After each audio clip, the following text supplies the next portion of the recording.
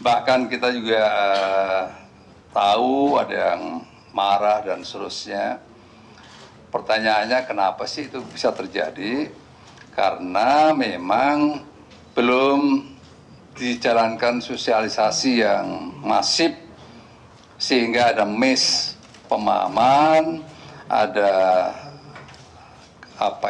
pertanyaan-pertanyaan yang perlu untuk memberikan penjelasan lebih konkret.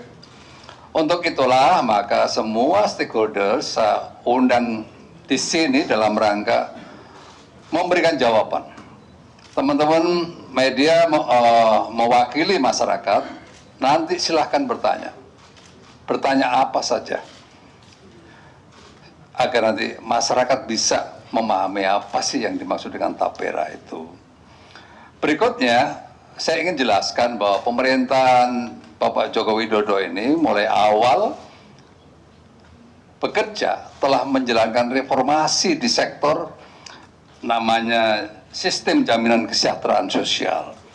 Banyak yang ditangani, apakah itu BPJS Kesehatan, BPJS Ketenagakerjaan, apakah itu berkaitan dengan KIP, PKH, dan juga ada program LFPP. Mungkin teman-teman banyak yang nggak tahu itu apa yang dimaksud LFPP. Nanti dari Pak Dirjen Kementerian PUPR akan menjelaskan. Apa sih tujuannya? Semuanya itulah Presiden, pemerintah ingin menunjukkan kehadiran pemerintah dalam semua situasi yang dihadapi oleh masyarakatnya. Khususnya persoalan-persoalan berkaitan dengan sandang, pangan, dan papan. Nah ini tapra ini berkaitan dengan papan ini. Dan itu tugas konstitusi karena ada undang-undangnya. Undang-undang yang harus dijalankan oleh seorang presiden. Saya ingin tunjukkan undang-undangnya. Dasar Hukum Undang-Undang Nomor 1 Tahun 2011 tentang Perumahan dan Kawasan Pemukiman, serta Undang-Undang Nomor 4 Tahun 2016 tentang Tabungan Perumahan Rakyat atau TAPRA ini diatur oleh undang-undang. TAPRA ini sesungguhnya ini perpanjangan dari Bapertarum. Bapertarum itu dulu dikhususkan untuk ASN. Nah, sekarang diperluas kepada pekerja mandiri dan juga swasta. Kenapa diperluas? Karena ya ada problem backlog yang dihadapi oleh pemerintah sampai dengan saat ini ada 9,9 juta masyarakat Indonesia yang belum memiliki rumah. Ini data dari BPS ya, bukan ngarang ya.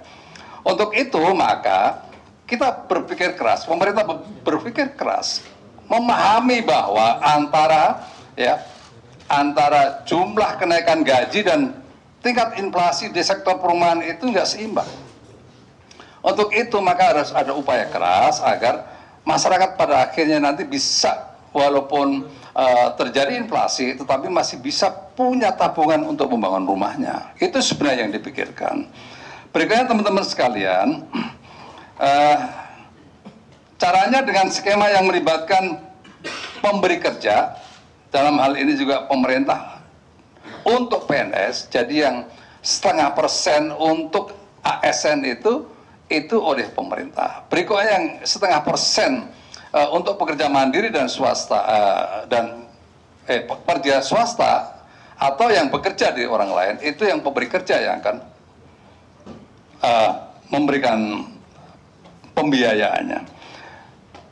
Kita juga masyarakat juga perlu memahami bahwa tentang perumahan ini bukan hanya Indonesia yang mengatur. Pemerintah di berbagai negara juga menjalankan skema seperti ini. Di Malaysia ada, di Singapura ada, di beberapa negara yang lain juga ada.